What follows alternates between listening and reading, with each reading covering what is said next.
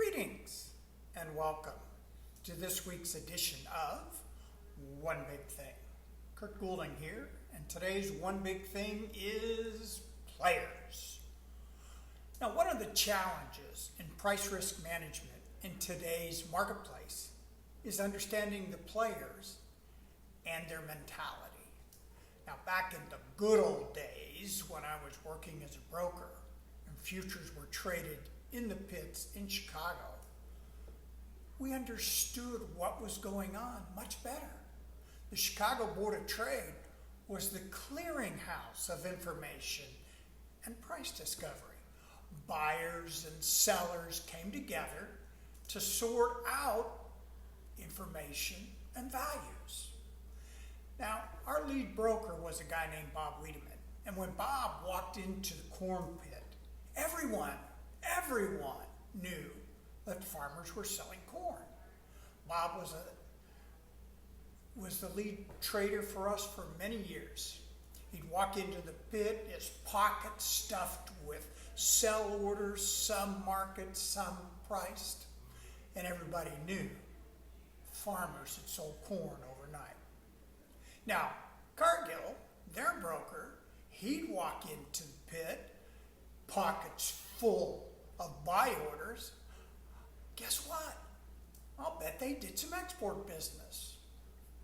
And we also knew who the big spec traders and trade house brokers were.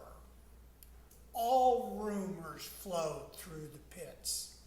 It wasn't the headline game that we're playing today. It was easier to formulate ideas and strategies. Today, the CME is focused on one thing and one thing alone: more volume.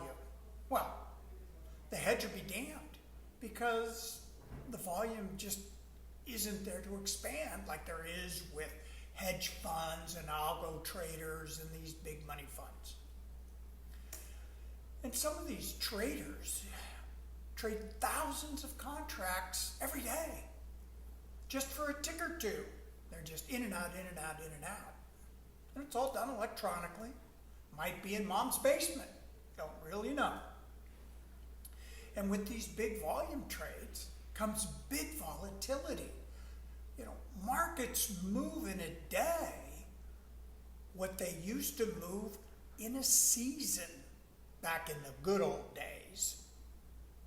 So we get a lot of distortion in the cash markets. Seasonal basis values and movements are all out of whack. And the two big questions: do I want to play the game? And can I get enough funding for my margin calls? Or do I have to do my margin with my off-taker? Now, everybody's got an opinion. And so in the commodities world, they put their money where their mouth is. And today, it's mostly based on the latest headline. And headlines create fear.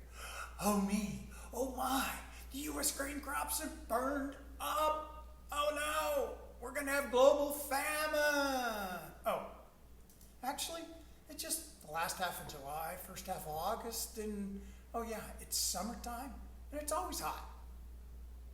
And guess what? The 1930s were way more warmer than this summer has been. We're going to raise a crop. Brazil's second season corn crop was raised 3 million tons this morning. Man. And when I lived down there, they were only producing 40 million total corn. South America is now the big dog on the block, and they still have land available to bring into production. So here's something else to keep in mind. China's population appears to have peaked. They aren't making enough babies. They're only producing 1.2 babies per couple. And remember, they used to have that one baby law. And that's really made an impact. And people aren't flocking to China to live because it's a great place to live. Now it takes 2.1 babies per couple to maintain a population. So they could in fact start declining somewhere between 2035 and 2050.